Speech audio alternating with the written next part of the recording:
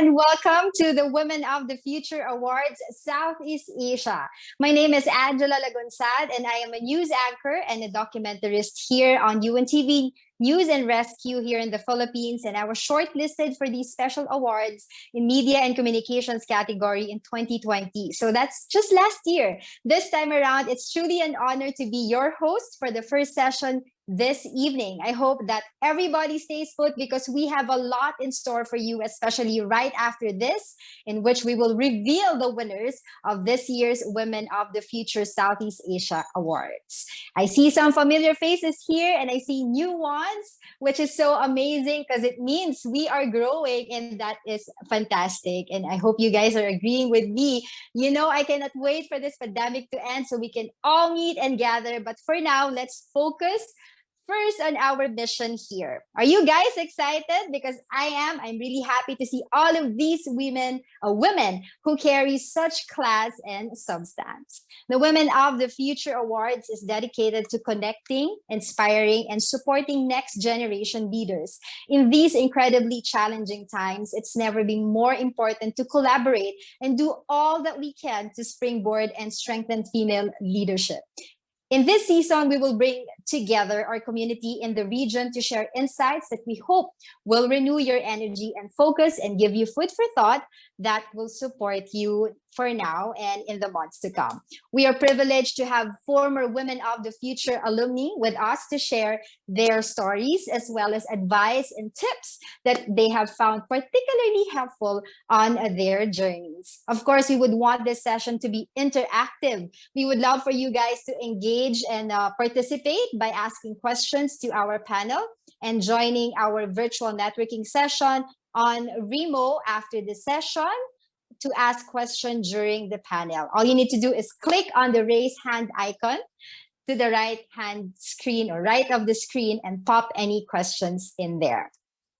To live stream this event, we are using a unique platform. Please take the opportunity to look around and for information that you want to find on all our shortlisted awards, candidates, and judges, and plus details about this session's speakers, and of course, our fantastic sponsors too. So let me just add, before we move forward, you will also be able to read about our Asia Pacific Summit happening later this year on November 24th and 25th.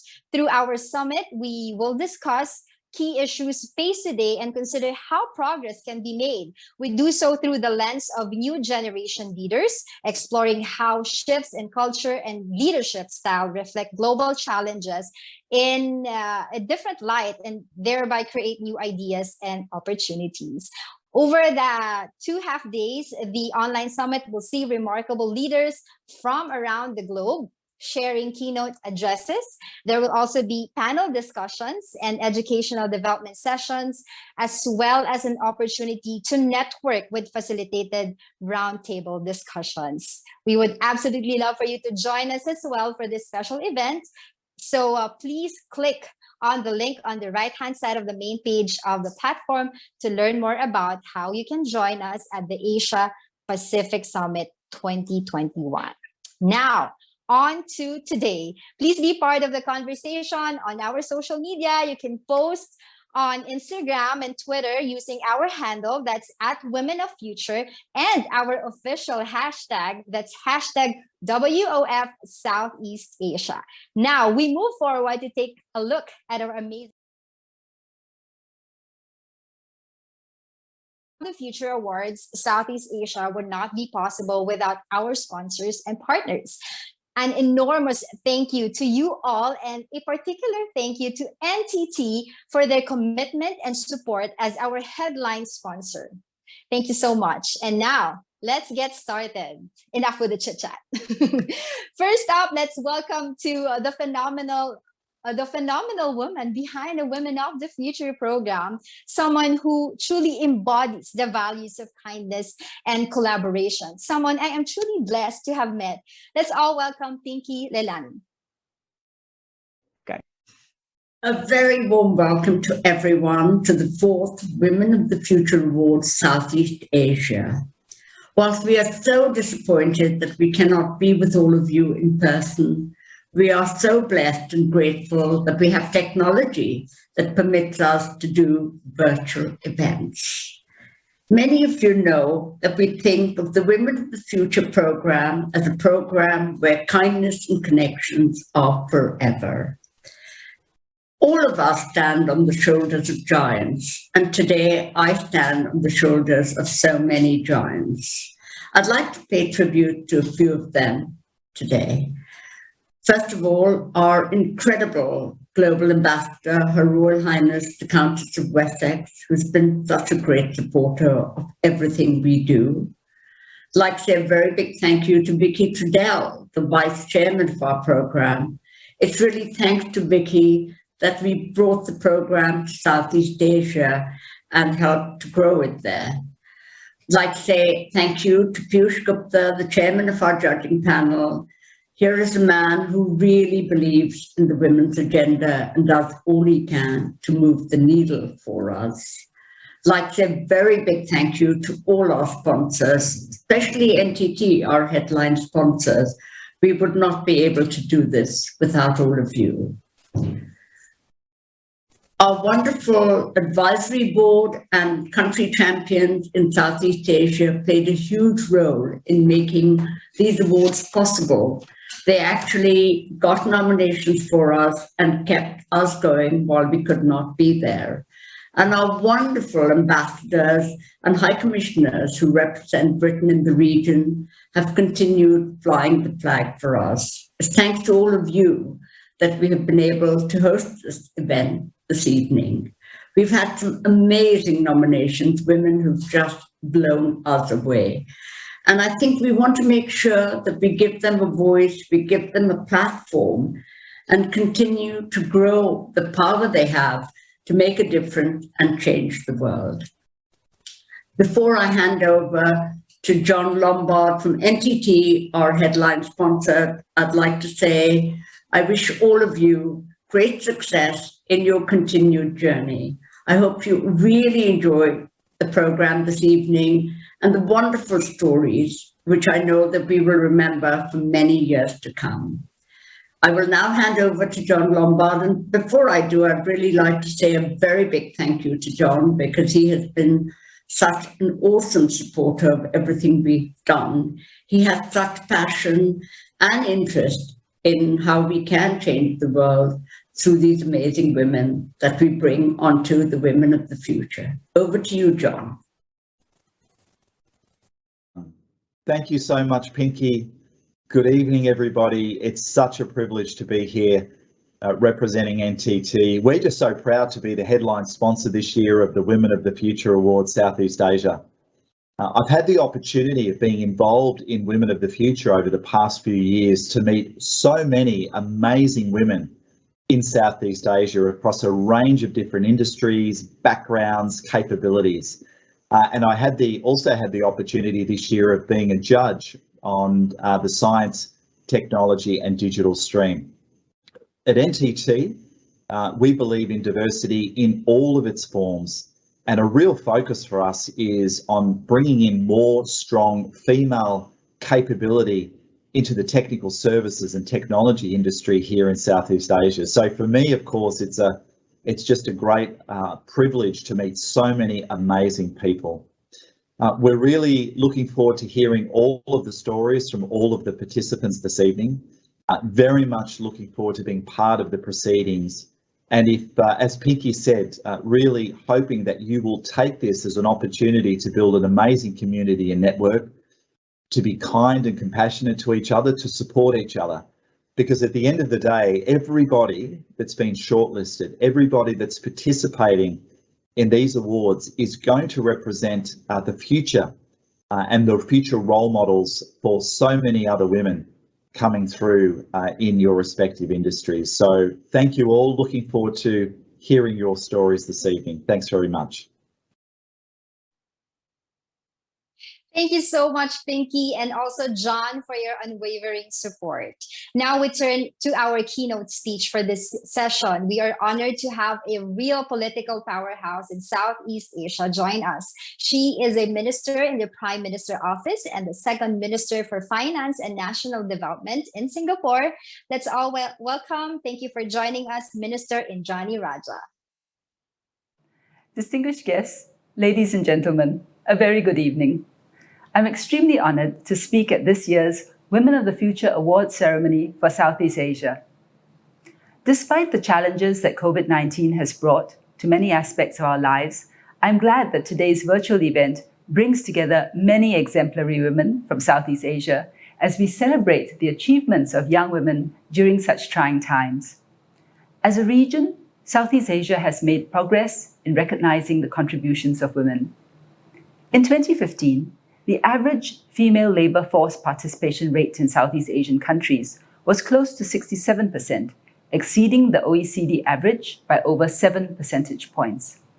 Last year, a study by Boston Consulting Group and the Infocom Media Development Authority of Singapore found that the participation of women in tech in Southeast Asia is slightly higher than global averages.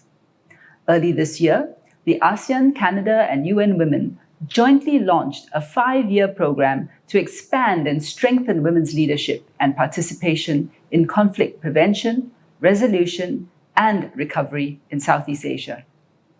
Where I am in Singapore, we have dedicated 2021 as the year of celebrating Singapore women.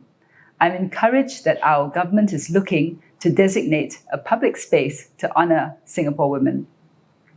I recently shared my personal story as part of the This Little Girl Is Me social media campaign, which encourages women to share their personal tales and show girls that they too can achieve their dreams. I shared that my mother inspired me to persevere and reach far after my father passed away when I was 5, and she worked very hard as a nurse to single-handedly bring me and my 2 siblings up. I believe that every woman can achieve your dreams. Embrace the support and grab opportunities around you to make that happen. The Women of the Future programs are a good example. The programs create a platform for collaboration between like-minded women with similar goals and supports them as they take the next step of their journey. It provides a safe space and a support network for a global community of young women who are not afraid to question stereotypes and break boundaries. Young women who will drive positive change with hard work, determination, and courage.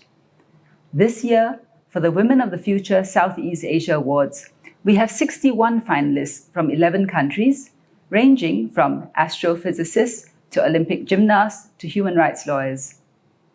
Regardless of background and culture, the awards shine a light on the incredible achievements of young women, from academia to sport, from science to social work.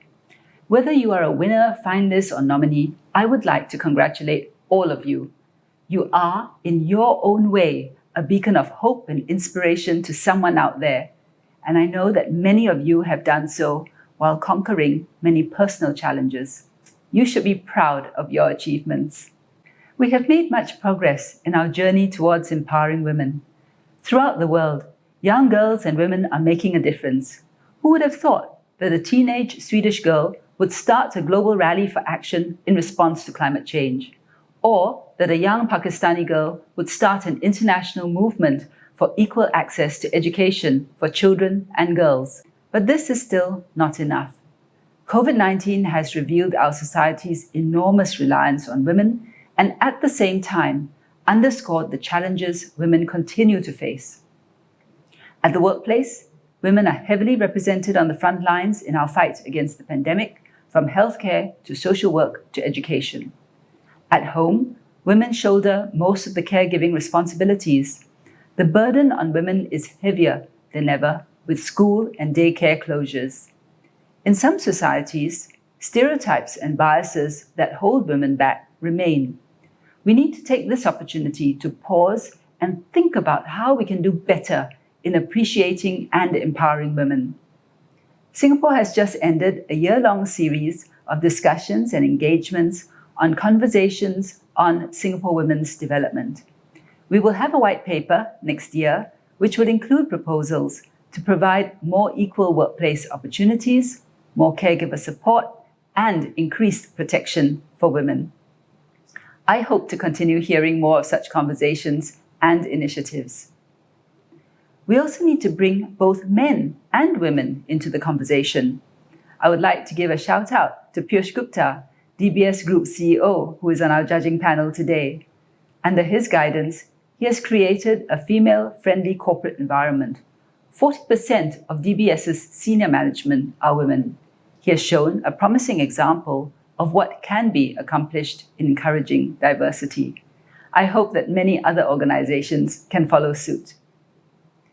Talent shortages are more widespread in Asia than in any other region. We can achieve so much more by tapping on the potential of girls and women. We also need a mindset shift in the way we view domestic work. Many women are our everyday heroines in the domestic and caregiving sphere. They are equally deserving of praise and recognition. Let us create a world where every girl and woman is empowered to fulfill her aspirations and dreams, where every girl can learn and lead. I would like to congratulate our winners once again. Stay safe, stay healthy, and stay committed to empowering women. Thank you. Thank you so much for being with us, Minister. We are so looking forward to see more of you in the future. Now, next is our panel discussion. For this discussion, we've invited some of our recent Southeast Asia alumni to inspire us with all their stories, energy, and positivity. Let me introduce to you guys our panelists for today. First, we have Cherry Atelano, founder and CEO of Agrea Agricultural Systems International, winner of the Women of the Future Southeast Asia Social Entrepreneur Award in 2018. We also have Josephine Lee, APAC Corporate Real Estate Lead for Cummins, and the winner of the Women of the Future Southeast Asia Property Construction and Infrastructure Award in 2019. And unfortunately, Anis is stuck somewhere with no internet connection. But amazingly, we have Rosella Majorin, founder of True Complexion and winner of the Women of the Future Southeast Asia Arts and Culture Award in 2020, stepping in today at short notice. Thank you so much for being here with us. And we are so grateful for your presence. Throughout this panel discussion, please use the chat function on screen and type in any thoughts and questions you want everyone to be part of this conversation. All right. If I may just share, I was able to connect with Women of the Future because of my advocacies, and this is to advocate for the rights of persons with disability, women and children through the stories I've created and special programs we have initiated as well, making sure that they have a platform to showcase their stories and contributions to our society, and also tackling some issues such as hunger and malnutrition problem here in our country. In fact, I've partnered with Save the Children Philippines recently to raise funds to help children with hunger and malnutrition problem. And I am so glad. So why am I telling you this? I'm so glad that many participated and it was really successful. And Women of the Future has given me a platform to expand my network to help me with my advocacies. And so I am curious about the stories of these beautiful and smart women in the panel. How did Women of the Future impact on each of your advocacies? Let me start with you, with my kababayan. We call it kababayan in our country. It means fellow countrymen, Cherry. Thank you very much, Angela. Thank you so much for the Women of the Future community, especially Pinky Lelani, who's like the mother hen, the woman vision behind this. I actually, came into the Women of the Future because of my more than 2 decades work in the agriculture sector, where most of my advocacies is really working with the smallholder farmers. And aside from that, is really empowering a lot of women in the food sector because, the woman in the food sector especially a farmer, is always the first to farm, the first to grow a plant, the first to harvest, but the last and the least to eat. So I've been advocating for that, and also a lot of young people and girls out there who are living in the farm to really see light and feature in the agribusiness sector. So the Women of the Future really enlarged my network. I have got so many friends because of this network. I get so many collaborations because of that network. Actually, Angela, thank you so much for featuring our work in your Historia in one of your shows, and it got so much views, and we receive a lot of support because of that. Great. It's nice to hear from you, Cherry. And we move on to Josephine. Hi, Angela. Thank you for this. I'd also like to thank Pinky and the Women of the Future team for inviting me and giving me this opportunity to speak today and meet up with so many inspiring young women, mentors, advocates to celebrate your success in the realm that you're in. So I'm currently the corporate real estate lead for Cummins, managing over 160 sites in the APAC region. Being in the real estate industry for the past 10 years or so, we have actually come across situations whereby it is a historically male-dominated industry, and it's always quite difficult when you're being challenged, or I guess when structures are being created in a manner where it is formed by the masculine or the male gender. It's actually quite difficult to break through. And I would say, with the Women of the Future network, it has truly allowed me to step into the light. So I like to share that, Cummins, we are a fully women-led real estate team. This is very, very rare and unheard of in the industry. Together, we proactively identify and engage partners and suppliers with diverse backgrounds to create a truly inclusive environment, as well as take the responsibility to ensure that from the corporate side, right, our partners and suppliers fulfill their commitments in terms of hitting their diversity, equality, and inclusive initiatives that's agreed with us. So by working to uplift and creating opportunities for others within the real estate realm, we're able to push the dial, shift the dial forward. More can still be done. Personally, it has been really refreshing working with a team of women. I've never had that before in my experience.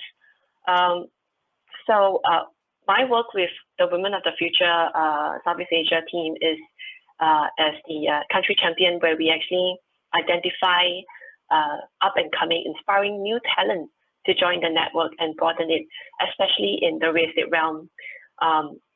I must say that the dial has shifted a little bit. We have more allies advocating gender equality, and there is this recognition of unconscious biasness. However, again, there's more work to be done. So the Women of the Future has been amazing in lighting the pathway, allowing many of us to step into our light, to be role models and be the change. So with that, I would like to just share a little part of a poem from Marlene Williamson. And she says, as we let our own light shine, we unconsciously give other people permission to do the same. As we liberate from our own fear, our presence automatically liberates others. Thank you. All right. Thank you so much, Josephine. A pat on the back for succeeding, continuously succeeding on the journey that you are on to. And last but not the least, we have Rosella. Thank you. I don't have a poem for you today. Well, I actually got involved with Women of the Future in 2019. For me, I have a birthmark on my face, and growing up was really tough. I didn't have a lot of friends. I was always lonely. I didn't have a network of support that could actually help me get from the state that I was. I struggled with a lot of mental health issues, body image issues, and it was really tough. So I always wanted to belong in a community, to belong I guess with people who can inspire me, who can mentor me, because I didn't have that when I was younger. And that's really what Women of the Future did for me. Not only did Pinky and Imran just bring me under their wings, they also provided me opportunities by connecting me to different schools, schools in the UK. I'm based in Malaysia. But they provided me the opportunity to actually speak to young girls all over the world, so that I could just tell them my story and tell them that, they're not alone. And if they're struggling as well, if they feel like they don't belong, if they feel like, they need support, there's other people out there who can do that for them. So Women of the Future means so much to me personally, because it really has helped me spread my, passion and my joy and my advocacy of diversity and inclusion and mental health issue. Yeah. All right. Thank you so much. Indeed, beauty knows no boundaries for you, Rosella. Thank you so much. And what an amazing journey. And we are so delightful to be hearing all of it. And we have some questions as well for you guys as we move forward to our panel discussions. I'd like to ask Cherry and Josephine for the things that you guys have learned that you will take forward from the last 18 months and the pandemic. Josephine. Right. Thanks, Angela. So, well, a quick sharing would be that I've actually developed a deeper sense of self-awareness and to know when to exercise self-regulation, take stock of life, to be really kinder and more compassionate to myself, and knowing that it is actually safe to speak up when I'm not feeling okay. So, when we are working from home, there's always this struggle of, enjoying the freedom of being at home, having your own time, feeling independent. But at the same time, the lack of social interaction has actually creeped in. It creeps up on you, right?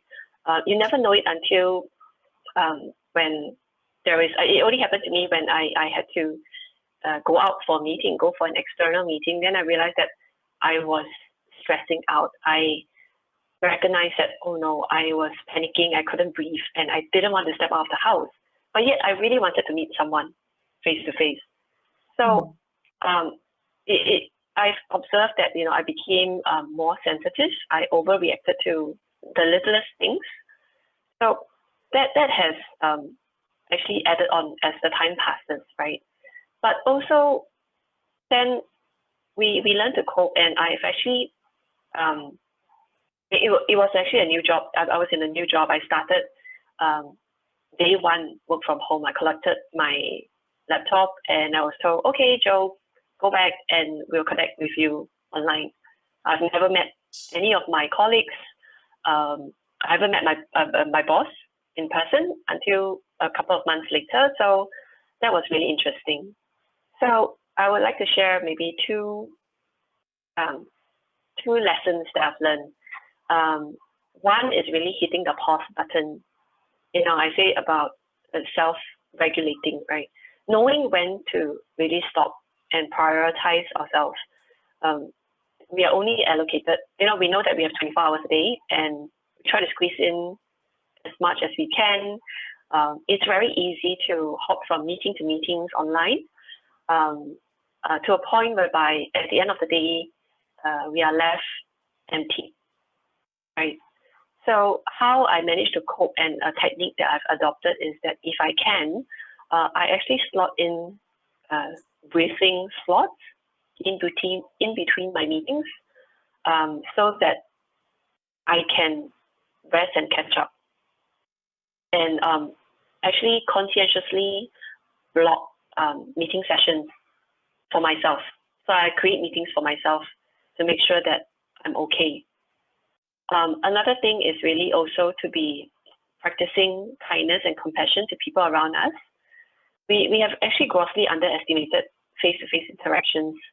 On virtual meetings, we're unable to see whether a person is feeling right or they are feeling uncomfortable or they're having a bad day, right? It's always, we're unable to catch the physical cues. So what I've actually done is also to make a mental note to always start a meeting checking in with my colleagues or my teammates to make sure that they're okay, to ask if everything is all right, if everything is fine. That would set the tone for the session that we'll be having. And I'll know when to push and pull when it comes.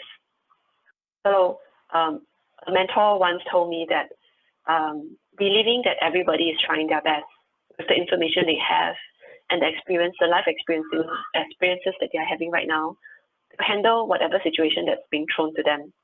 So by believing this, I'm able to take a step back and how you say, be a bit calmer and be a bit more forgiving to myself as well as the other party in the event that things go wrong. Yeah. So this takes practice, reminding myself to be kind and compassionate, to hit the pause button. Yeah. Right. That's it. I agree with you. Pause button and self-care. That's probably the secret. All right, Cherry, what about you? Actually, a lot of my answers are also the same as Josephine. But, because before the pandemic, we've been like going in and out and, it travels so much pack and pack. And all of a sudden, it's like the water in the faucet, someone just stopped it and no more drop is coming out. And all of us were locked and we couldn't even move. What I learned is really living in the now and living the present in the now. What I mean is, during the pandemic, when everything is cut from you and everything is uncertain, living that now, the only moment you have is actually making the past irrelevant and making the future also irrelevant, because past and future will be irrelevant, will only be having relevance if you know how to understand the now. So I know it's so profound, but this is really something that's, I tried to work on my being.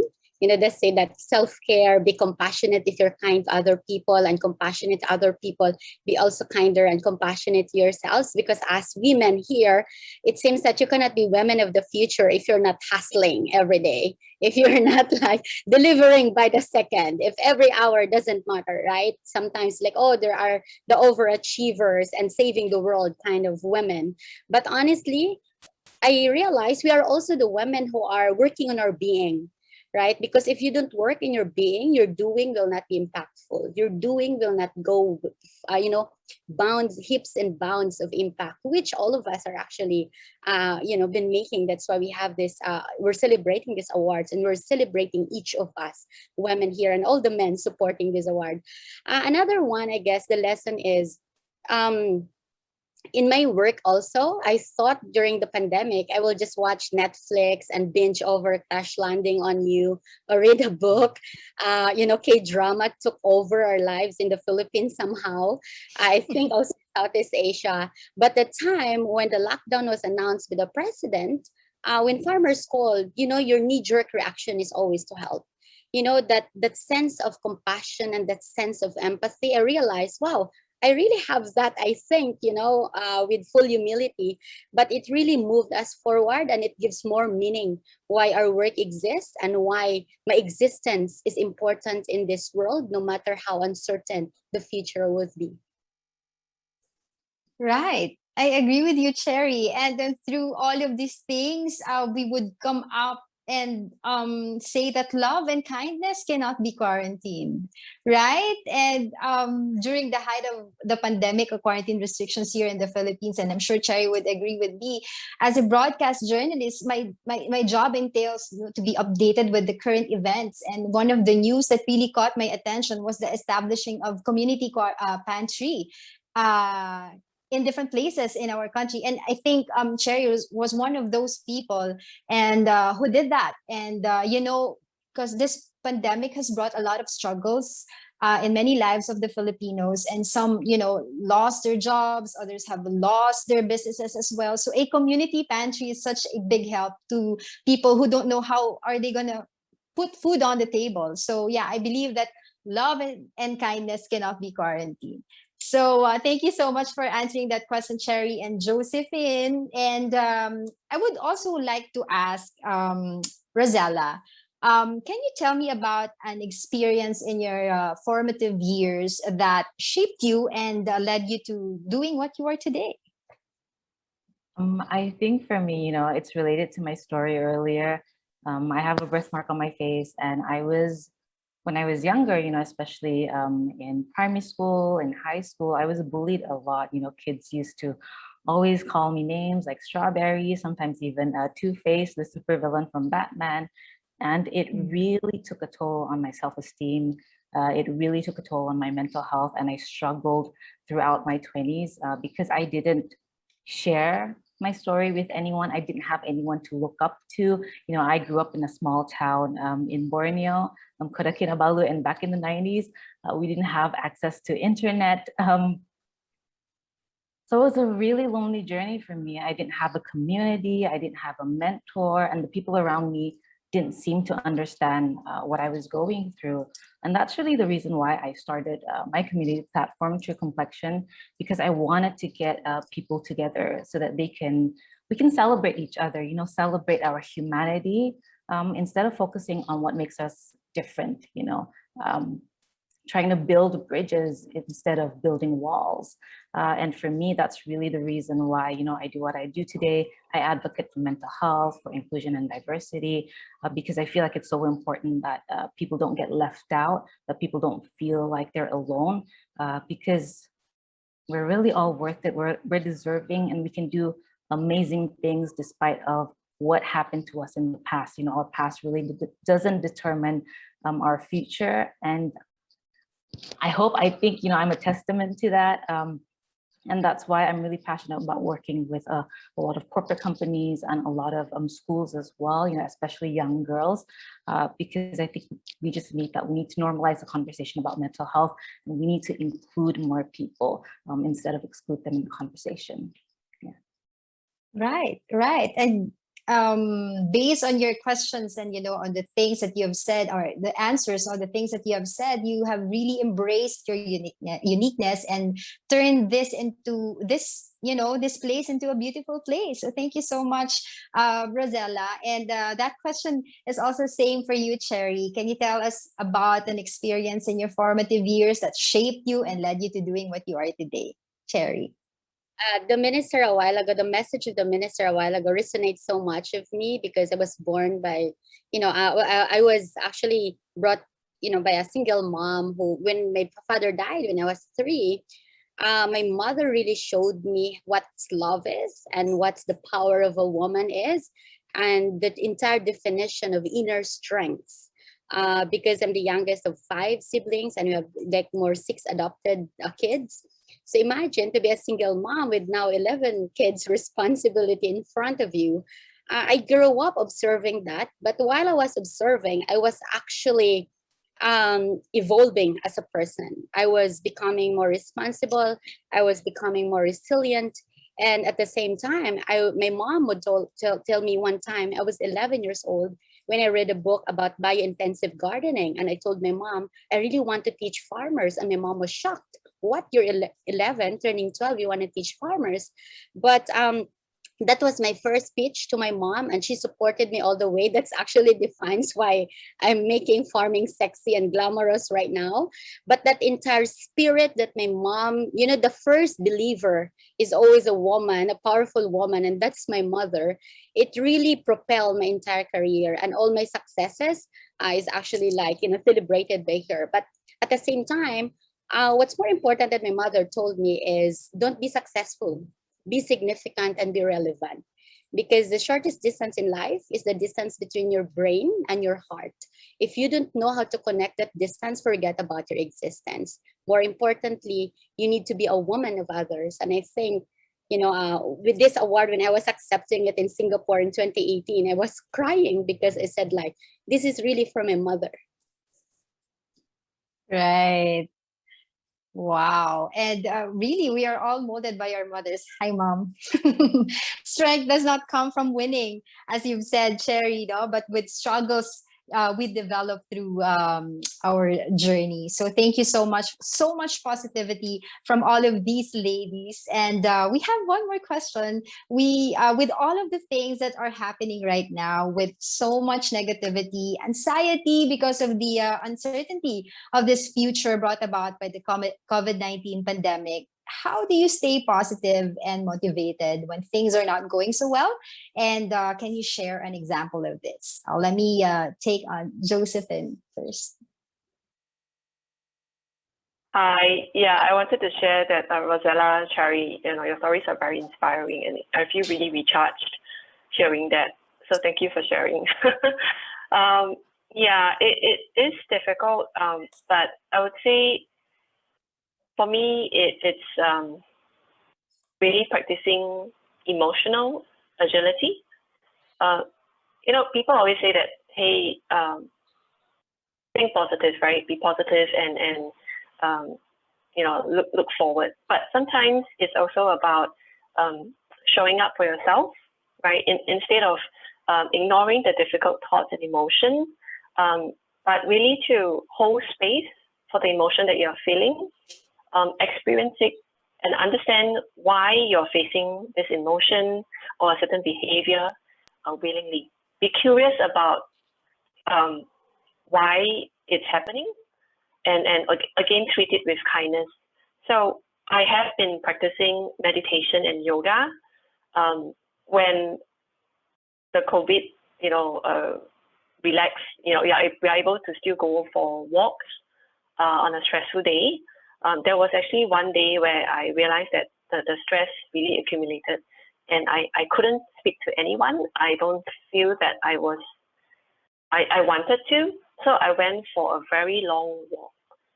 The first half of my walk was really, really emotional. I was going through ups and downs. I was crying, but the second part of the walk was very, very surprising because I was able to let go of my emotions. So what I did was really holding space with what I felt. I let it pass through me. I took a step back and understand the situation. And I realized that, hey, the situation is probably not entirely my burden or my shoulder to bear, but it is the way that things have panned out. So by able to better self-regulate and observe a situation objectively, I was able to neutralize and respond in a calmer way when I came back the next day. We don't often meet people. Well, people are also experiencing COVID. They are having challenges at home as well. So when they come across us, they might be a bit more blunt or harsh. But if we are able to understand the rationale or the reason behind that and focus on the task at hand and the objective that we are trying to complete or deliver, then we'll be able to how do you say, neutralize the whole situation and choose to respond in a calm, firm, and compassionate manner. Yeah.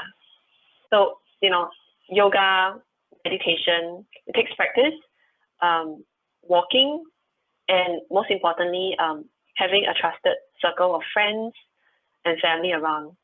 And of course, reaching out to the network of the Women of the Future friends that I have to be recharged. They really help me to recharge. Great. I agree with yoga, and also adding a grateful journal would also add to the flavor of staying positive. We also have Rosella. Rosella, again, how do you stay positive and motivated when things are not going so well? And can you share an example of this? Oh, well, for me, since COVID hit especially, I actually haven't seen my parents because I'm based in Kuala Lumpur and they're based in Borneo. I haven't seen them since Christmas 2019. So it can get really lonely sometimes. It can get really sad sometimes. And also, sometimes with work, I'm trying to adjust to that. it's really hard juggling. So those are the moments that actually sometimes pull me down, make me feel a little bit low, or make me feel really frustrated and angry at situations because there's a lot of work piling up, and you can't really control how other people react or what other people say, right? So I personally use this method called mood mapping by Dr. Liz Miller. So she says, imagine there's like a quadrant, so 4 boxes. On the negative side, we have 2 sort of emotions, your high negative emotions and your low negative emotions. So high negative emotions are things like feeling really angry, frustrated, just irritated and annoyed at everyone. And like low negative emotions are like feeling depressed, sad, lonely. And on the positive side, high positive energy things are like feeling excited and happy and motivated. And on the low side, it's more like feeling calm, really relaxed. So her technique is, if you're feeling high negative energy, do something low negative positive. So if you're feeling like really frustrated and angry and just like wanting to scream and punch everyone, do something calming and relaxing, like going for a massage, reading a book, doing some meditation, doing some yoga, something that calms you down. And on the opposite end, if you're feeling depressed and lonely and bored, maybe do something high energy. So like dancing, putting on some really fun music and just dancing, or doing a Zoom call with your friends, or watching like a really funny comedy on Netflix. So doing those things. So yeah, that's really the technique that I use. I always rely on my friends as well. They're really amazing. I always make sure that I have people that I can speak to whenever I'm feeling down, whenever I'm feeling lost. And I think that's really important, the network that you have, that you keep. I agree. And in a nutshell, do whatever it is to let your emotions out. But don't forget at the end of the day to, come back, because the world is better with you in it, even if you don't think it's not. So as we would always put it, 10% is just what life happens. 90% is how you react on it, right, girls? All right. And I think we have some questions from our sessions for from our listeners. We have this: how has the landscape for women changed in terms of opportunities for advancement in the last 10 years, and where do we see this going in the next 10? I guess Cherry would want to answer that. Oh, thank you so much for that. Since I work in the agriculture sector, I think I just arrived in Italy because we launched the UN Food Systems Summit, and it was really wonderful to see how a lot of women are now giving voices, especially in the food system sector, because it's very important. And now it's really challenging the norm on how, at top level and bottom level kind of intervention, women should be not only a segment of intervention, but the core and front of every intervention. They always say, right? Don't do nothing if we are not included, right? Nothing us without us. So women are becoming so powerful because if it's about them, they need to be there and talking. And lastly, I guess, Angela, is what I'm observing, because now we're in a virtual world. Even in Zoom, a lot of women are actually speaking. This virtual world, I agree.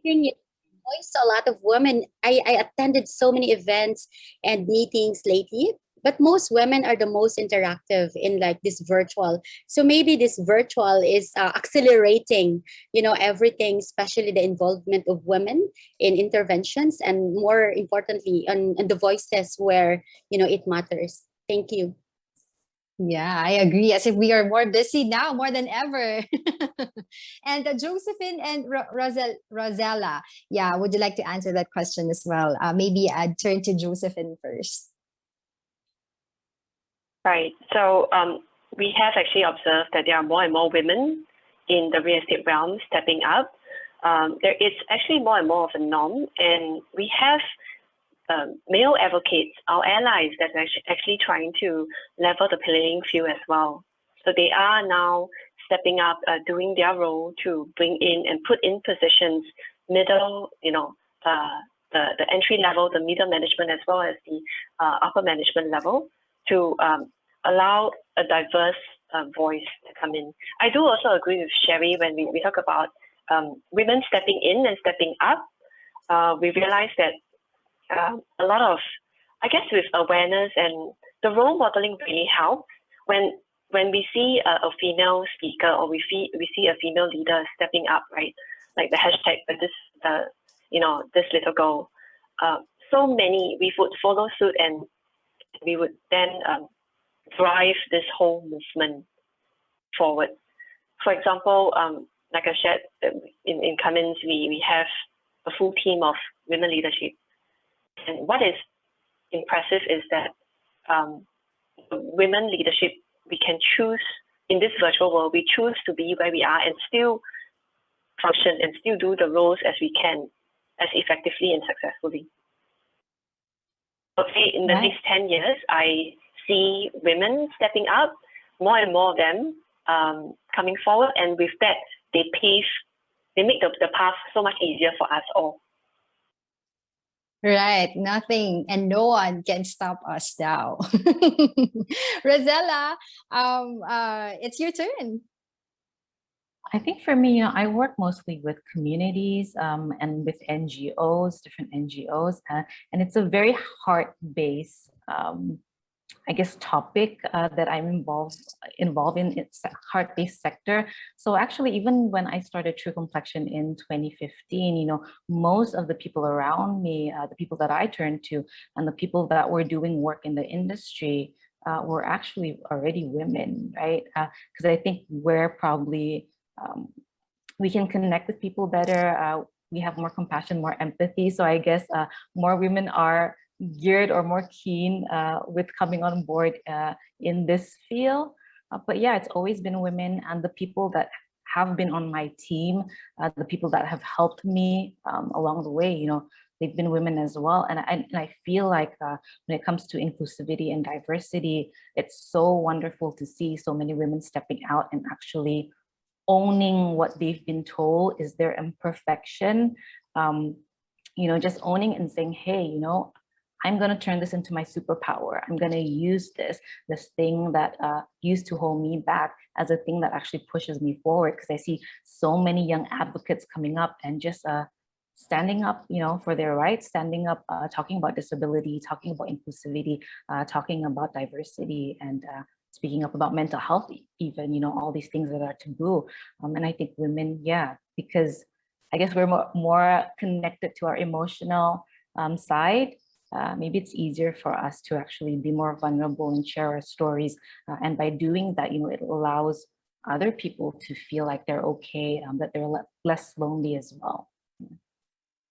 Right. And it's so amazing to hear all of your thoughts throughout the discussion. I wish we have more time, but that sums up our panel for this evening. I am just in awe to be with these amazing women. What an interesting and worthwhile session we've had. Thank you all so much. It's always so refreshing hearing different perspectives and viewpoints. Thank you so much to all of you, to our panelists, my fellow alumni of Women of the Future program. More power to you guys. Thank you. All right. A networking break now awaits us before the awards presentation begins at 7 p.m. Please click on the link in your agenda, which will take you through the Remo platform. It is an open networking platform enabling you to hop from table to various virtual chat rooms. Enjoy meeting new people and connecting with others in this incredible network. It's all from me. That's it on my end. It has been great to share the platform with so many fantastic speakers and to hear from you all. I hope you enjoy the rest of the evening. Thank you for having me.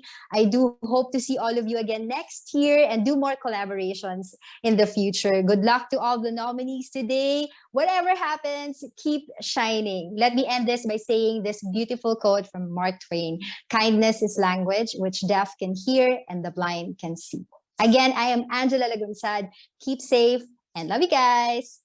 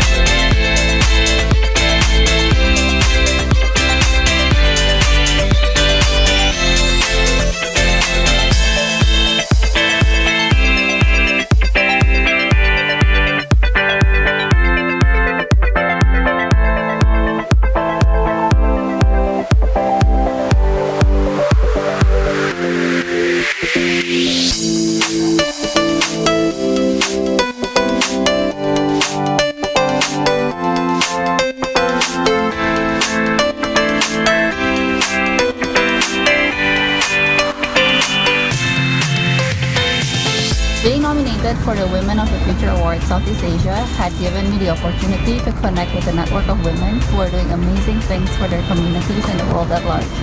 It has given me the confidence and the support I needed to continue pursuing my dreams. I've always wanted to become an international speaker, but somehow I was always too ashamed and afraid. I always thought that I wasn't good enough, and Women of the Future gave me my first push. It's because of them that I'm now speaking at other international events, so thank you so much, Women of the Future. I really appreciate everything that you've done for my career and for Malaysia.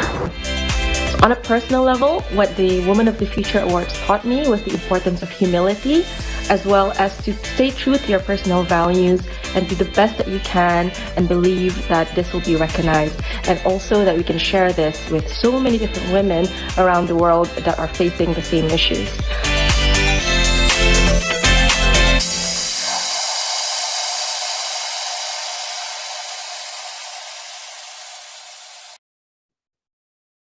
Hi, welcome to the Women of the Future Awards Southeast Asia in association with NTT. My name is Emily Tan, and I'm delighted to be your host for what will be an uplifting celebration of female leadership. What an interesting afternoon we've had so far, gaining insights from our hugely inspiring panelists. I hope you've also enjoyed opportunities to network via our networking platform, Remo. The mission of the Women of the Future program is to celebrate the achievements of incredible women across the globe, honoring them as role models for the next generation and helping to burst open the female leadership pipeline. Through the Women of the Future program and its many events and networking opportunities, you will find a remarkable informal community of influential women determined not to only build fruitful professional and personal relationships with one another, but to be advocates for a new generation of business talent. The immense challenges of the past 18 months have shown that we need to support one another, collaborate, and unlock a culture of kindness. Indeed, the vision of the Women of the Future program has never been more relevant. This year, we have received an unprecedented number of nominations for the Women of Future Awards Southeast Asia. A big thank you must go to our partners across the region who have enabled us to grow and strengthen the program. These partners include many British embassies and ambassadors who have hosted events for shortlisted candidates and been some of our most ardent supporters. Thank you. We're also indebted to our advisory board and country champions who never miss a beat when it comes to engaging with past and present shortlisters and seeking new ways to support and uplift female talent. Our 2021 nominees come from so many different countries and cultures, and yet they are all so dedicated to one thing, being the very best they can be for themselves, their loved ones, their colleagues, and communities. We celebrate each one of our shortlisted candidates, so let's find out more about them.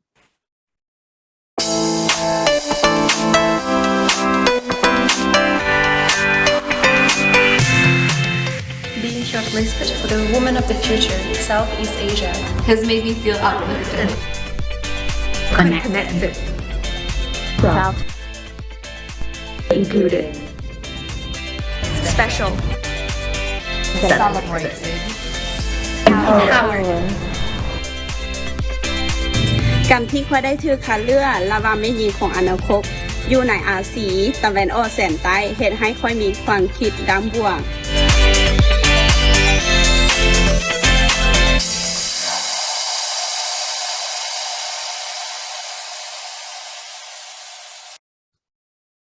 Wow, what a brilliant shortlist. We would love to hear your thoughts about the awards across social media. Please post and use the hashtag WOF Southeast Asia and tag @WomenOfFuture on Twitter and Instagram. Full details about our shortlist can be found on our event platform.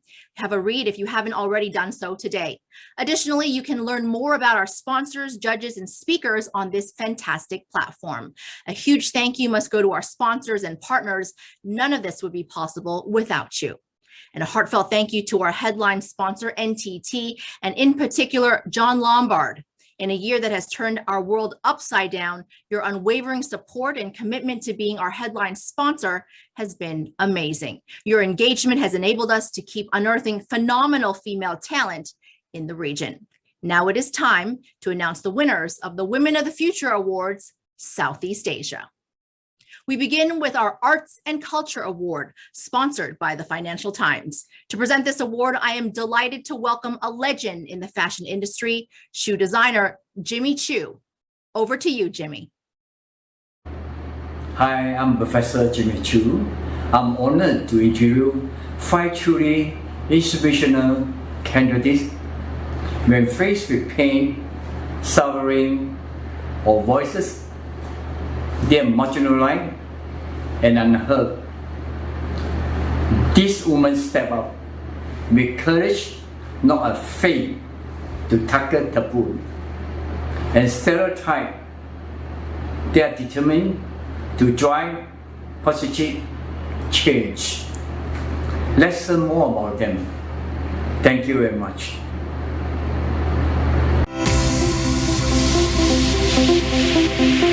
Opening our arts and culture category is an artist and activist who has exhibited globally, battled cancer, fought human trafficking, and continues to drive social change and raise thousands for NGOs. She is Adana Momlegro. Next, we celebrate a dynamic TV host, model, actress, and zero waste advocate. A passionate speaker for climate action, she works with Greenpeace, WWF, Climate Reality, and Fashion Revolution Malaysia. She is Melissa Tan. Our third candidate produces viral videos about painful realities affecting people across borders. Her work has attracted over 16 million views and been featured on the BBC and many other platforms. She is Nandini Balakrishnan. A creative force and award-winning architectural designer, our next nominee specialises in unconventional public art projects that strengthen community and a sense of belonging. She is Pamela Tamposin. Her artwork installations about women, heritage, race and climate change have been commissioned by the World Economic Forum, Google, Facebook, the WWF and Time magazine, amongst many others. Our final arts and culture candidate is Red Hong Yi.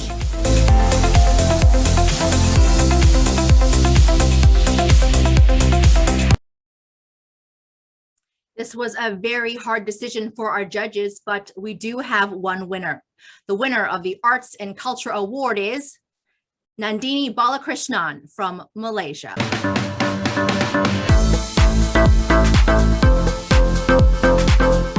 Nandini is tackling violence against women and racism head-on with every story she tells, every content piece she creates.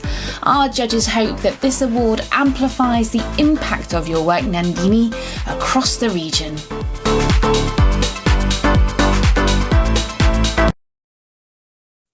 Nandini, congratulations. Over to you. Thank you so much. Wow. Okay. I mean, I think people prepare speeches, but like you don't really think you're going to win. Thank you. Thank you so much, Women of the Future. At a time when truth is silenced and shunned, being recognized for the work that I do is really reassuring and motivating. Thank you again so much. Nandini, thank you so much. And the judges would also like to highly commend Adana Momlegro. Adana has a clear vision for how to advance social and environmental causes by harnessing the power of art and building trust with the government of Cambodia and other NGOs. Congratulations, Nandini, Adana, and all our arts and culture candidates.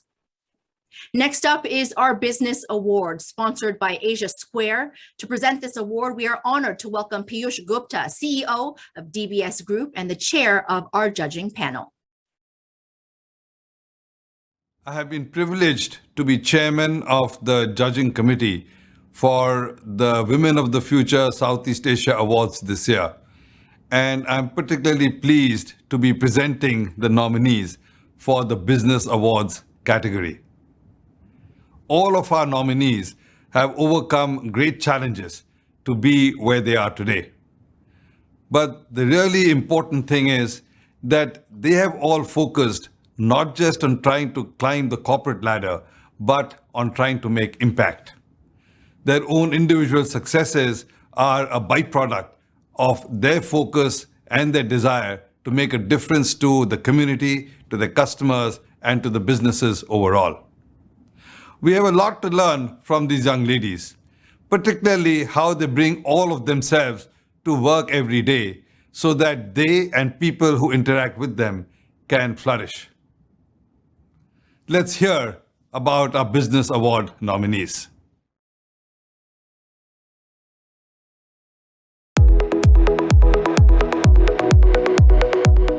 Our first business nominee is Golden Equator Consulting's Chief Trainer in Microbusiness Courses, Startup Boot Camps and Entrepreneurship Masterclasses. A member of Brunei's National Youth Advisory Group, she also reviews youth policies. She is Angie Ang. Now for a Senior Director and top revenue earner for Michael Page Indonesia. She's also driven a talent recruitment program to attract Indonesian professionals back home in order to build businesses. She is Emania Chandra.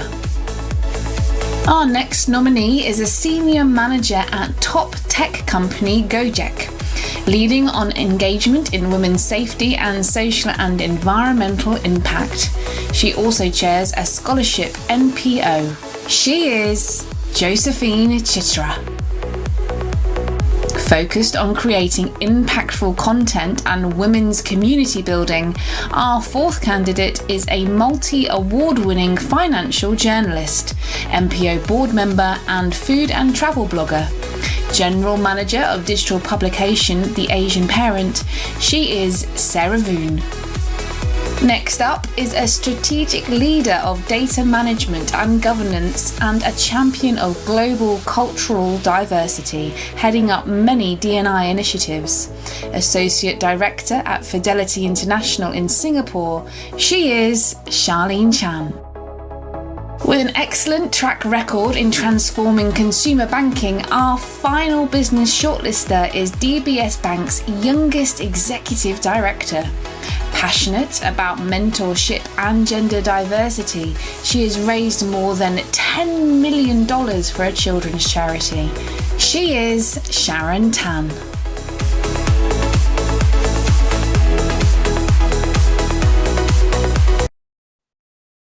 The achievements of our nominees are astonishing, but we have one winner. Our Business Award winner is Sarah Voon.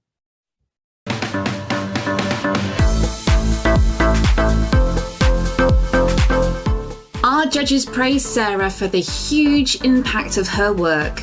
She is an unassuming leader and has taken an unconventional path to be where she is today. Not afraid to show vulnerability in her leadership, she has a quiet confidence paired with a deep understanding of why she's so dedicated to her work.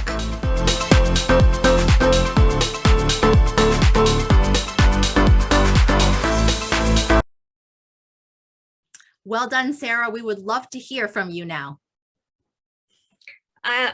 Just like Nandini, I didn't prepare a speech, but I just want to thank Women of the Future for making this happen. I think it's great, and I really look forward to the next steps and networking with all the wonderful women here. Thank you. Congratulations again. The judges also highly commend Josephine Chitra and her engagement and passion for issues related to women's safety and social and environmental impact. Well done, Sarah, Josephine, and all our Business Award nominees. Next up is our Community Spirit and Public Service Award, sponsored by Roche. This award recognizes the extraordinary and varied contributions of traditional public servants, charity, and volunteer workers. Here are our candidates.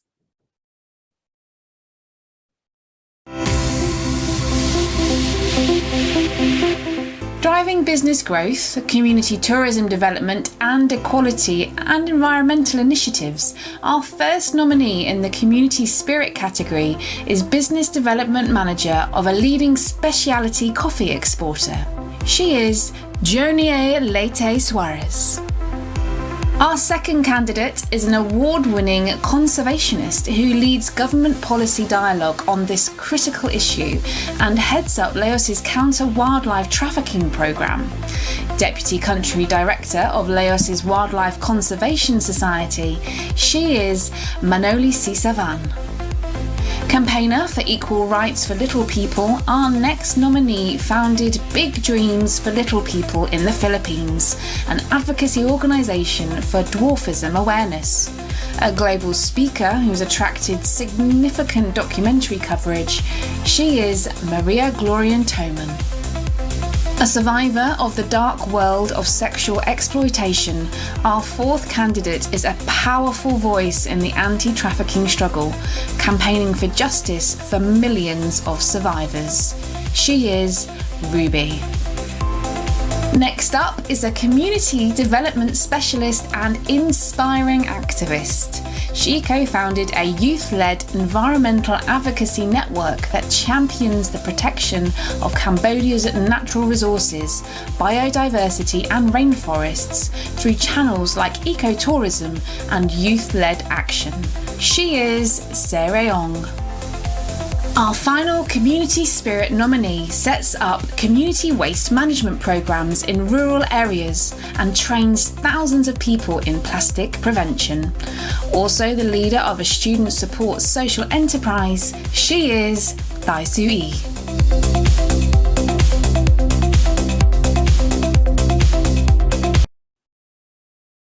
Our judges commend this impressive group of impactful women. And so, who is our winner? Our winner is Ruby from the Philippines.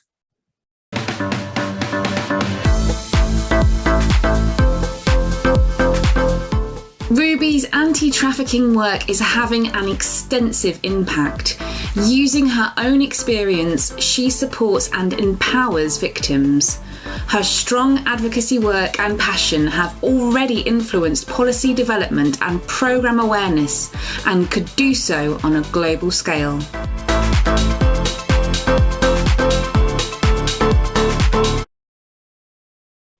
Congratulations, and over to you, Ruby. Ruby is joining us live, but just to note that due to security issues, we will just hear from Ruby today.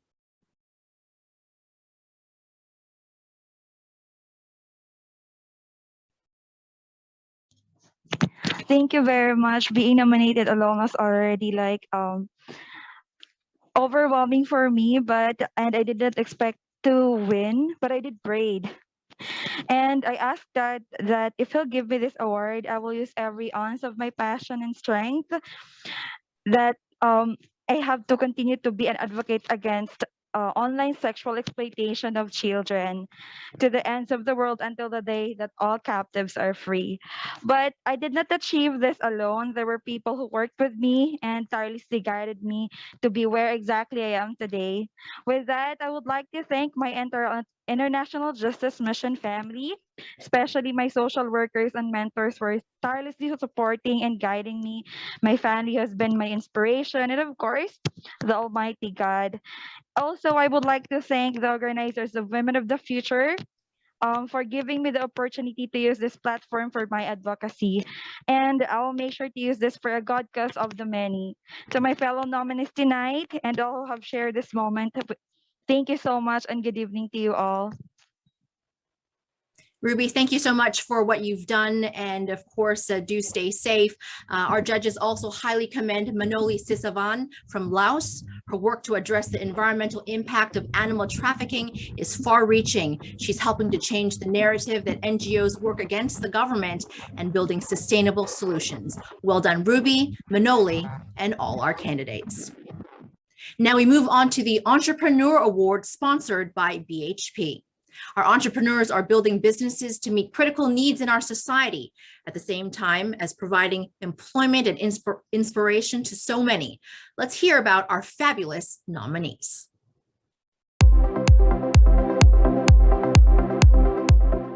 Opening this category is an entrepreneur on a mission to improve healthcare delivery.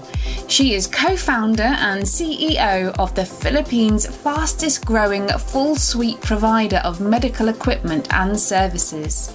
She is Albertina Valenzuela. Next is the CEO of Sayerbox, an e-commerce grocery store that connects farmers to customers. Since 2017, her venture has made over $20 million and continues to disrupt the fresh produce supply chain in Indonesia, connecting farmers to consumers. She is Amanda Cole. Executive Director of Malaysia's largest self-service laundry chain, Dobie Queen, our third nominee's vision is to create jobs, accelerate growth, and free up women by reducing the burden of household chores. She is Nini Tan. With a social enterprise that employs people with disabilities to create locally woven fabric products, our next candidate is also a go-getter in the hospitality and restaurant industry. Founder and Managing Director of Tenoon, she is Pratiwi Hamdana.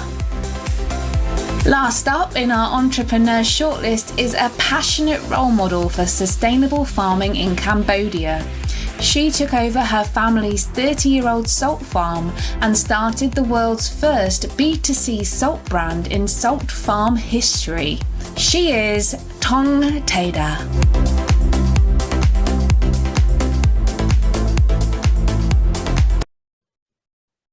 The judges said that all the candidates had extremely innovative businesses and a unique way of looking at challenges and potential. Let's find out who our winner is.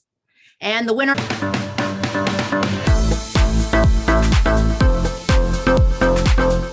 Our judges were blown away by Albertina's groundbreaking work introducing a different business model to the medical industry.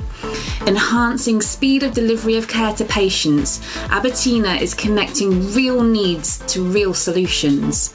She is also driving diversity by inspiring more women into the industry and giving them good reason to stay and contribute to life in the Philippines.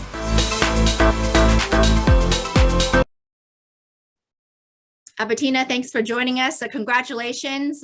The stage is yours. Really grateful for the opportunity, for the platform, and especially to meeting everyone here. More than ever, I think it's the perfect time for more women to get into key roles in organizations and entrepreneurship, because I truly believe we can move the needle if we are in the places where we can help make decisions happen.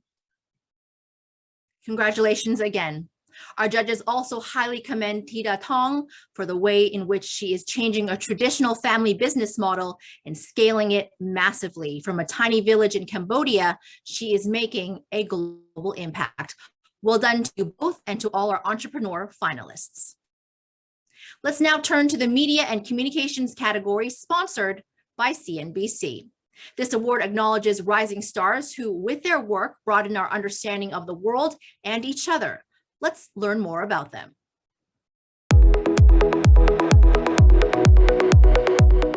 First up in media and communications is Prudential's digital content lead in Singapore, a public speaker, thought leader, gender equality advocate, and community builder. She also founded an NPO for mothers and is a Smart Nation ambassador for parenthood. She is Alice Huebo. With a nursing background driving her digital marketing approach, our second nominee's focus is healthcare accessibility. She is intent on improving the lives of 2.5 billion people by 2025. She is Benjamin Toledo. Next is the youngest ever manager of leading PR agency Fleishman Hillard in Indonesia. Passionate about social work, she also handles the company's pro bono work and founded the Hunger Bank. She is Valentia Naons. Our fourth candidate is an award-winning writer, journalist, and activist. As Senior Communications Officer of This Life Cambodia, she develops impactful campaigns to end violence against women. She is Hu Hemonind. An acclaimed video producer, director, and podcaster, our final shortlister in media and communications creates educational content to drive change and empower tech knowledge. Co-founder of 606 Digital in Cambodia, she is Panya Teng.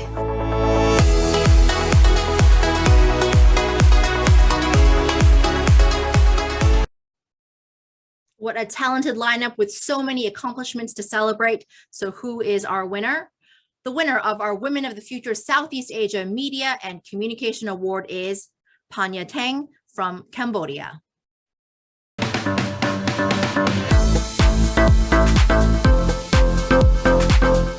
Authentic, personal, and brave. Our judges were so impressed with Panya's work and her ability to use her own experience, as well as her filming and media skills to educate others and drive change.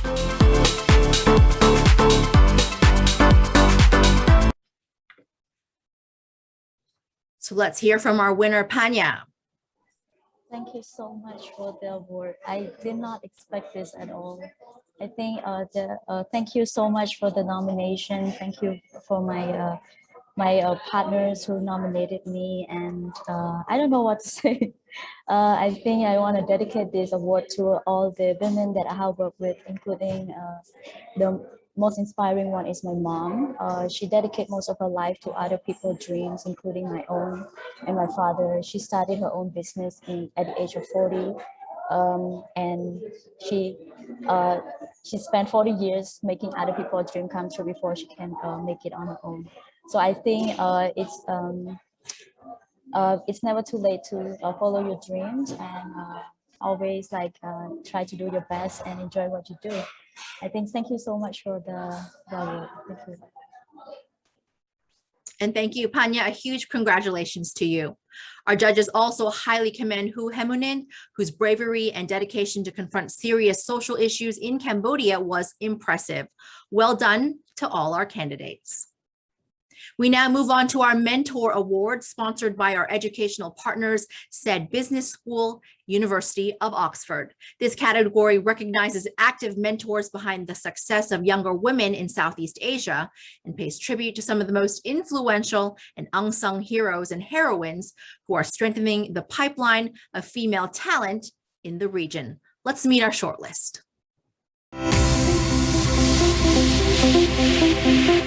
A role model in agribusiness opens our mentor category. Passionate about all areas of farming, including tech innovation, marketing, and agritourism, she has initiated empowerment programs for so many young women in the Philippines. She is Maria Carmela Velella Torrea.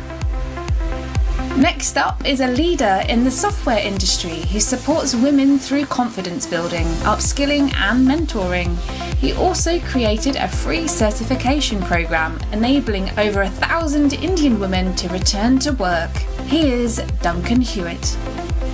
Our third nominee is CEO of NTT Philippines, who has held senior roles in the industry for close to 30 years. She continues to be at the forefront of championing women's rights, from health and well-being to equal opportunities for career growth. She is Irene Katani. Now for the MD of an NPO in Cambodia. In her role, she empowers low-income Cambodian youth to fulfill their potential in education, employment, and community engagement. She also mentors staff and has worked with thousands of young people. She is Konti Amin.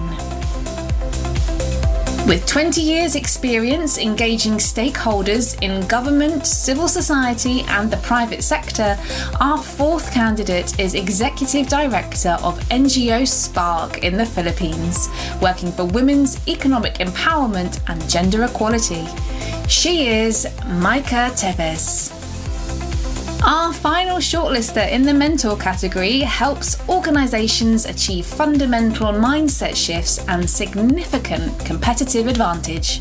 A managing partner at McKinsey & Company in Indonesia, as well as the firm's Southeast Asia lead for social initiatives. She is Philia Wibowo.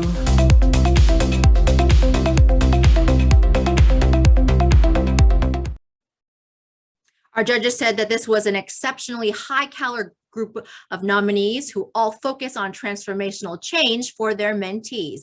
It was evident that collectively their mentorship, empowerment, and educational initiatives have supported thousands of women across Southeast Asia. And we do have one winner, a very strong showing from the Philippines this evening. Our winner of the Mentor Award goes to Micah Teves.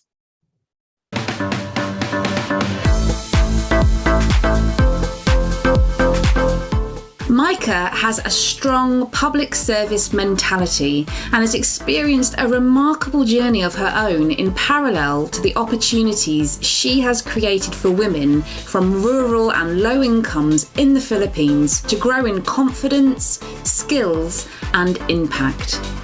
Micah has scaled up her mentoring work to cover the whole of the Philippines, helping over 600 women to reach economic empowerment.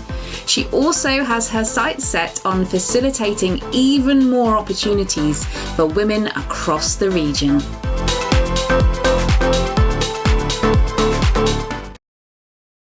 Well done, Micah. How does it feel? You want to say a couple of words?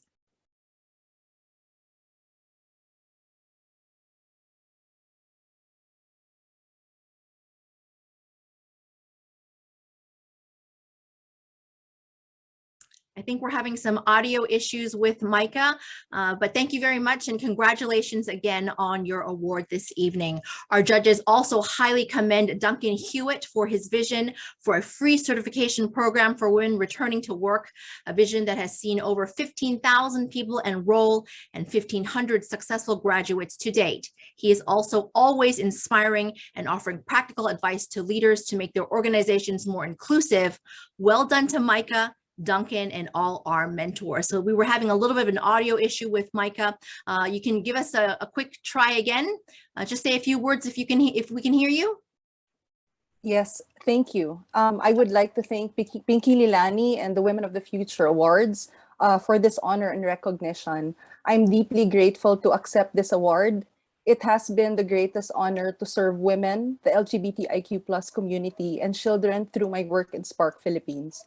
It is an even greater honor to mentor the next generation of empowered women and girls, wanting to see their lives transform for the better. Continues to drive me to forge ahead despite the difficult times. Thank you to all of you who have helped me and supported me, and may we all see better days ahead. Thank you. Congratulations again. We now move on to our Professions Award. Supported by Mishkan De Rea, we are delighted to have Julia Gillard, the 27th and first female Prime Minister of Australia, introduce this category. From law to medicine, politics to finance, these 5 women are at the very top of their fields, seeking to innovate, collaborate, mentor, and light a path for more women to achieve their potential. Passionate, committed, and humble, here are our 2021 nominees.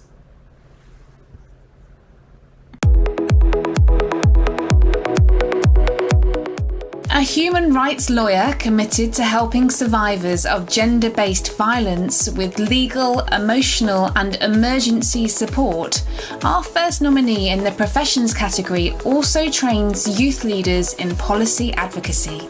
Founder of Shiro in Thailand, she is Buseapa Sisompong. Next up is the head of Simmons & Simmons regulatory and fintech practice in Singapore. She's a seasoned advisor to banks, asset managers and corporates, and an advocate for digital innovation and infrastructure transformation. She is Grace Chong. Our third nominee works for Sungai Buloh Hospital, where she cut specialist clinics' outpatient waiting time by half.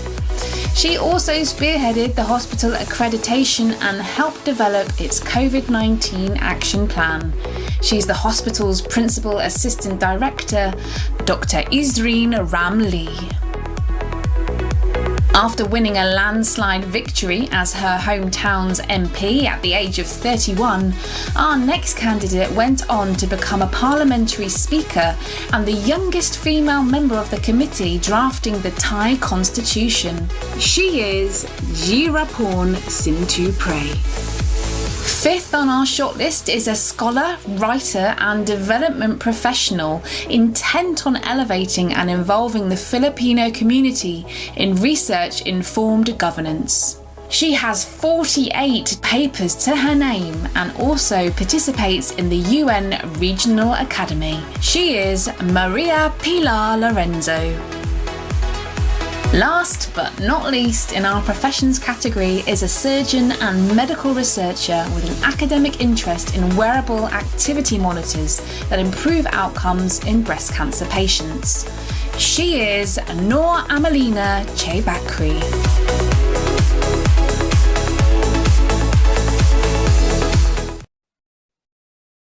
What a superb lineup. So who is our winner? The winner of the Professions Award is Busayapa Srisompong from Thailand.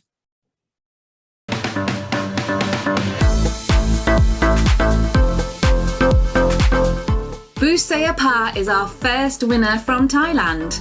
Our judges were wowed by her impact, which is both wide and deep as she works to help victims of domestic violence and establish a network of lawyers for human rights. She's bringing real and long-lasting change to the law to better support victims of domestic violence.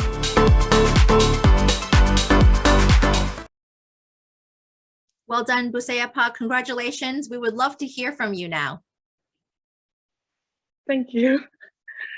I didn't expect this at all, but I mean, it's amazing to be recognized, and thank you so much. And it's such a great opportunity to be a part of Women of the Future Award community, because I've met a lot of amazing, inspiring women from the different fields as well, and have met many like-minded candidates who work on combating domestic violence and gender-based violence. And the issue that I'm working on, it can feel isolated and feel it can be the issue that sometimes considered as less than in the political field and, in general. Yeah, I'm very excited, and I'm still cannot believe it, but thank you so much. And thank you. Congratulations, Busayapa. Our judges also highly commend Dr. Isreen Ramli, who is scaling medical treatments in a government hospital in Malaysia to improve medical care. A quiet hero, Isreen recently led on infrastructure at the primary COVID-19 treatment center in Malaysia. Well done to you, Busayapa, Isreen, and all our professions candidates. Let's turn now to our Property, Construction, and Infrastructure Award, sponsored by RICS or RICS. This award honors female professionals who work in this sector, shaping the world in which we live.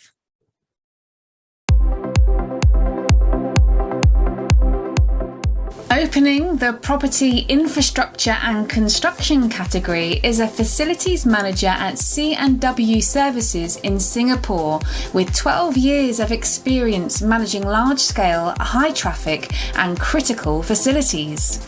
She's also a building manager for the Ministry of Home Affairs training facility. She is Edwina Suyang Kwek.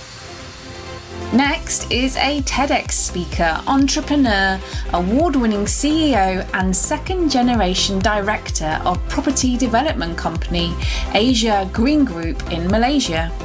She's created learning platforms for startups and family business leaders. She is May Tan. Leading real estate projects and managing Chinese client relationships for Knight Frank in Cambodia, our third nominee also partners with the Foundation for Sustainable Property Development. A UN Young Ambassador, she is Pick Monica Chan. A pioneer member of Oh My Home, our next nominee grew her operations and sales team to position her company as Singapore's most efficient and fastest transacting real estate business. She is Veronica Ng. Starting out as a quantity surveyor before moving into project management, our final candidate in this category has worked on a huge range of projects, including government building developments. She has also developed award-winning digital solutions for the built environment industry. She is Wai Cheng Lim.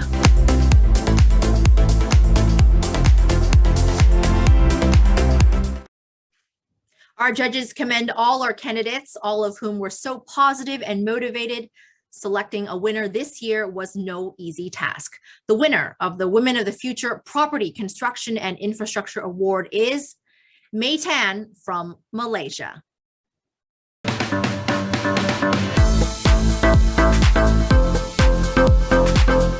May's story is an inspiration to us all. Our judges were so impressed by her mentoring work with Innovative and the Asia Green Group, but also in her own private capacity.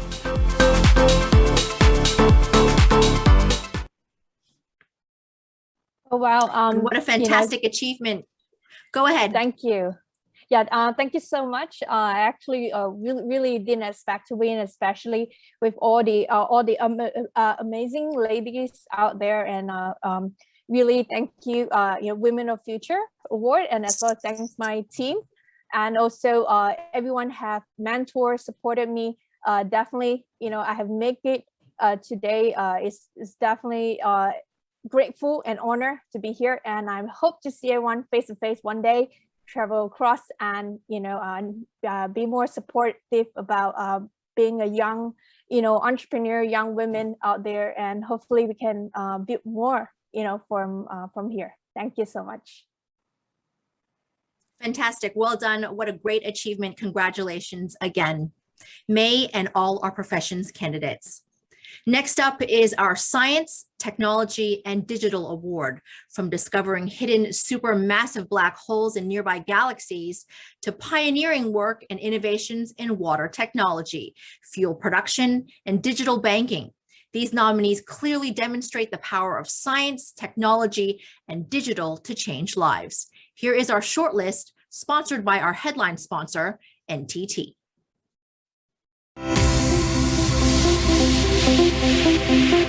Kicking off our Science, Tech and Digital category is a solutions architect at Amazon Web Services in Singapore, who empowers enterprises with IT and tech innovation. She's worked on voice AI certification, and she champions humanitarian aid through IT projects. She is Ang Dong May. Our second nominee is a multi-award-winning engineer, a specialist in water technology, a pioneer in ecological fuel production, and a WWF collaborator. Senior process engineer at Petronas Malaysia, she is Irene Loksomi. Next is the head of digital product development at a leading digital bank in Cambodia. She's created an information sharing bus service app and also mentors girls in technovation to help tackle social issues. She is Maliplor Plong. An associate professor and Malaysia's only X-ray astronomer, our fourth candidate was part of a NASA team that discovered a hidden supermassive black hole in a nearby galaxy. She now focuses on astronomy education, inspiring students to pursue STEM. She is Noor Adelika Ainul Anwar. An app developer, 5-time hackathon winner, and specialist in digital transformation and enterprise technology, our next nominee played a key role in launching $2 billion virtual banks. An analyst at General Atlantic in Singapore, she is Regine Chan. Our final shortlister in the Science, Tech and Digital category is a pharmacist focused on drug safety. Now, Roche's drug safety lead, she drives patient safety improvement within the company and also across Malaysia. She is Ji Lin Ang.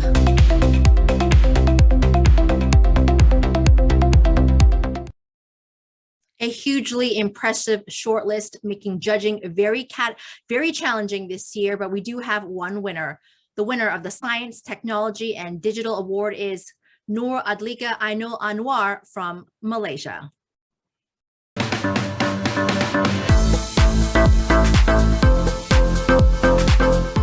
Adie's research was published by NASA as a breakthrough in astrophysics.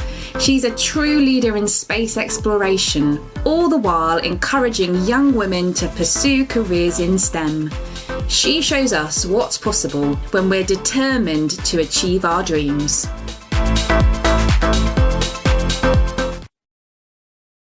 Congratulations, thank Adi. you. Over to you. Thank you. I'm not sure if I deserve this award, as all the other candidates were brilliant. Not a lot of people can appreciate fundamental sciences, so being awarded this today really makes me feel appreciated and honored. So thank you to Women of the Future, the sponsors, and also particularly Abigail Tan for nominating me, and congrats to all the others, winners and also candidates. Thank you. Amazing. Congratulations again. Thank you, Adi. Our judges also highly commend Malipur Plong for her role in supporting the unbanked with online and mobile solutions, work that's leading to great financial inclusion in Cambodia. Congratulations to Adi, Malipur, and all our science, technology, and digital candidates. Now for our Social Entrepreneur Award, sponsored by Google. These 5 women are working day and night to enact meaningful change. The issues they are tackling are complex, from sustainable farming and supporting women in business to enhancing opportunities for young people and being a lifeline for victims of domestic abuse. Let's hear more about them.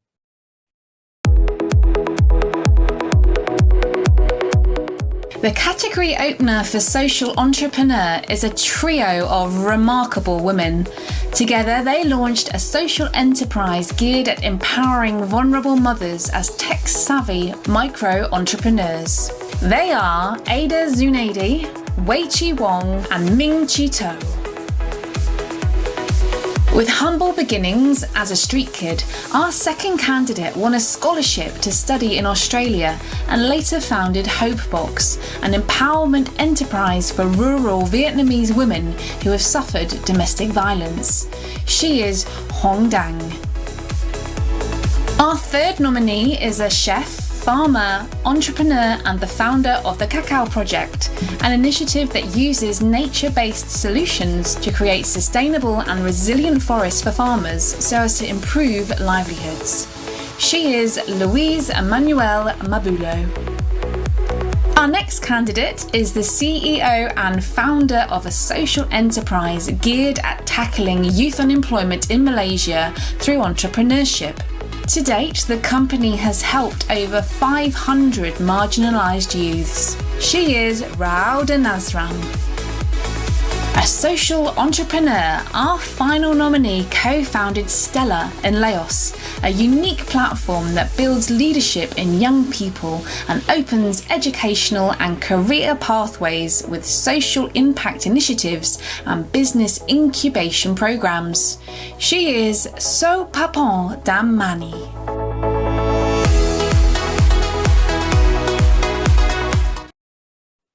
This was an exceptionally tricky category to judge, but we do have one winner.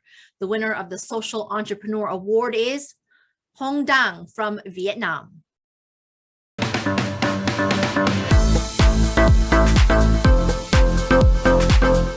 Huang is an extraordinary woman who has created a much-needed safe haven for women in Vietnam who are victims of domestic abuse. Her aim with Hopebox is not only to provide a shelter, but to give these women the tools to live independently and break free from the cycle of abuse. Huang's personal journey is incredibly moving, and her intelligence and resilience left a lasting impression on our judges.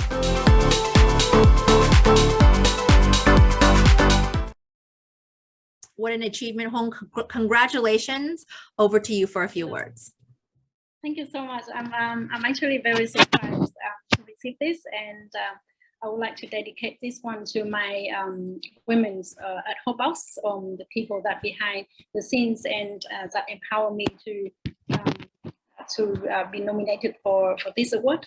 And I hope the next chapter is to join an empowering network of women globally, and hopefully to learn a lot from you guys. Thank you so much.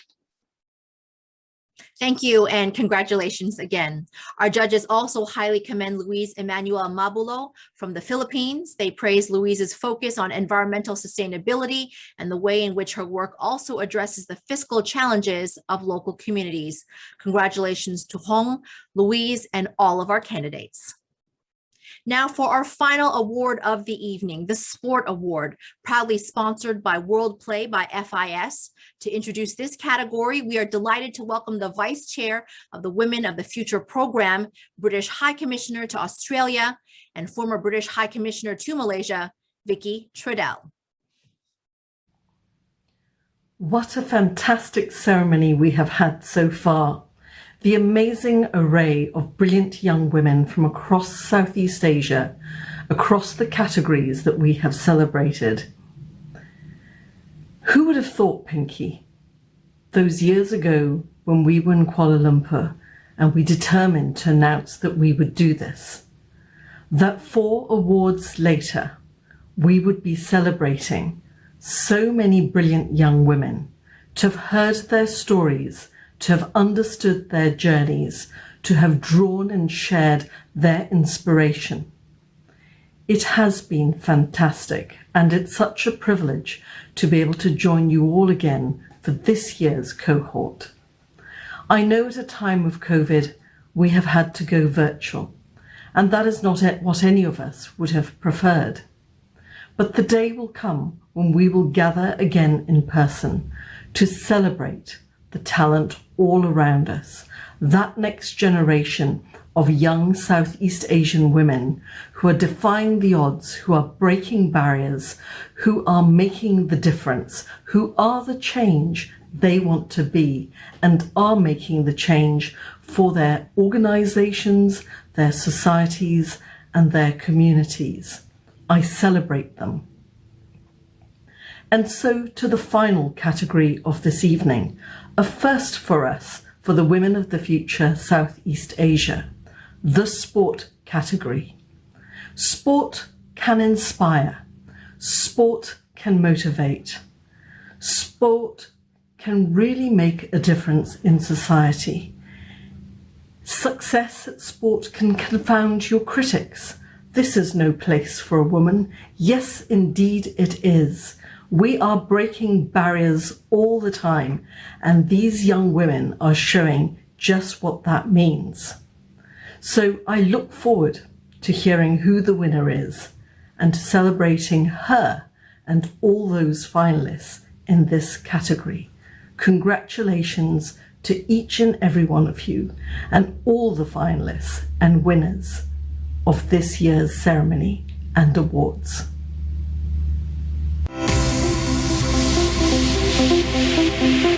First up in our sport category is Malaysia's top gymnast and Olympian who joined the national team at just 8 years old. A true believer in the unifying power of sport, we celebrate Farah Ann Abdul Hadi. Area manager and rugby coach, our second nominee trains children in rugby and life skills and to date has coached over 200 kids. Encouraging girls to take up organised sports and leadership roles and defying gender expectations, she is Huyen Boy Tan. Next is a UN panellist, UNESCO Task Force member and advocate for sport as an agent for change. Founder of Race to Share, she has pioneered sports programmes for Singapore's foreign domestic workers. She is Jennifer Macapagal. Next up is a rugby star from Laos's Zanguan province and development coordinator for the National Rugby Federation. She has inspired thousands of children to take up rugby, managing over 40 coaches, all while breaking down stereotypes. She is Lau Kang. A professional volleyball player, former coach and youth sports advocate, our fifth candidate founded a community volleyball outreach organisation in the Philippines called Spike and Serve. She's also a UNESCO Task Force member. She is Nicole Tiamzon. Last up in the sport category is a football player, coach and community and sports development leader. As a founder and leader in various sports academies and foundations, she empowers marginalised people, manages coaching clinics, and champions sports-based education. She is Kinthara Nabiar.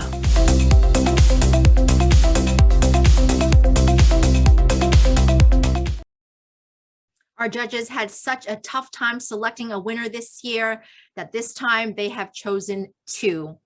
Our winners are Huyen Bui Tan from Vietnam and Nicole Tiamzon from the Philippines.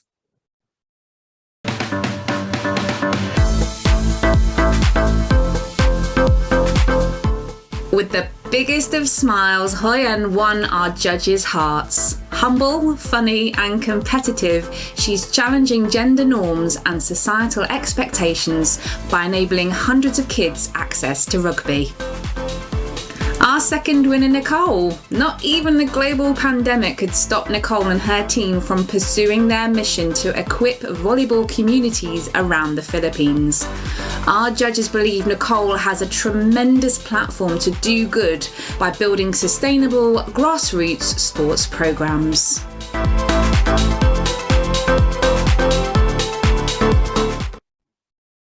Congratulations to you both. And let's hear from Huyen first. She'll be speaking in Vietnamese, and then we'll have the help of her translator after she speaks. Tôi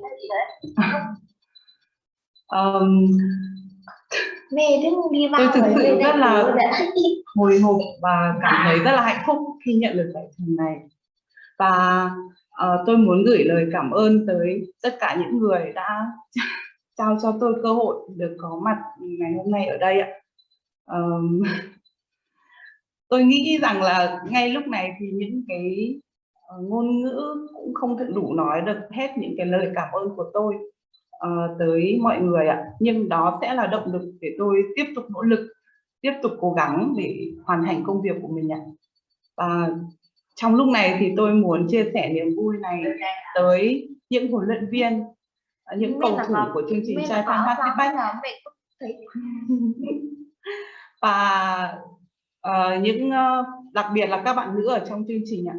Các bạn đó cũng mỗi huấn luyện viên hay là mỗi một cầu thủ trong chương trình đều là những nữ lãnh đạo trong tương lai, và tôi cảm thấy rất là tự hào về điều đó. Cảm ơn mọi người. Hello everyone, I was in absolute joy knowing that I have won this award. I'd like to express my gratitude to everyone who has made it possible for me to be here today. I feel that words will fall short of expressing my thanks to everyone, but I believe that your encouragement and empowerment inspires me to try and keep trying. I want to share my delight with the Trai Fan Pacific programs, coaches, and players, and particularly the female ones.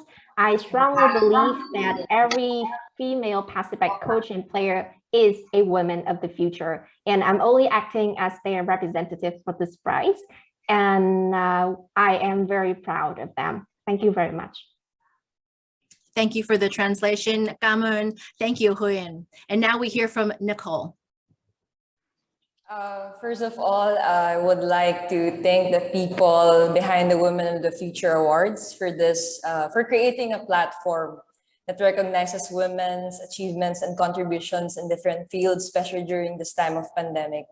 And this award is dedicated to everyone who became part of Spike and Serve community and my Perla Spikers family, to all the coaches, players, mentors, and supporters. I just hope that this can also inspire other Filipino athletes to give back to their communities through sports. So thank you very much. And thank you. Thank you to you both, Huyen and Nicole, and all our sports nominees. And what do you know? The award show now draws to a close. Thank you all for being with us today. What a wonderful celebration it has been. I hope you will get involved with the Women of the Future program, so that is what we can amplify its impact all over the world. With that in mind, I do hope you will join our inaugural Asia Pacific Women of the Future Summit on the 24th and 25th of November, the agenda for which is nourishing our next generation leaders. More details can be found on the platform on the left side of the main page. My congratulations to all the award winners tonight and the shortlisted candidates. And finally, my thanks, of course, to our incredible sponsors and partners of this program, including Asia Square, AirAsia, BHP, CNBC, Financial Times, The Great Campaign, Google, Hilton Singapore, Inspiring Girls, Mission Del Rey, Remo, RICS, Roche, SAID Business School, University of Oxford, WorldPay from FIS. And of course, a biggest thank you to NTT, our headline sponsor, for their unwavering support and engagement. We thank you all. Have a very good evening, and thank you for joining us again.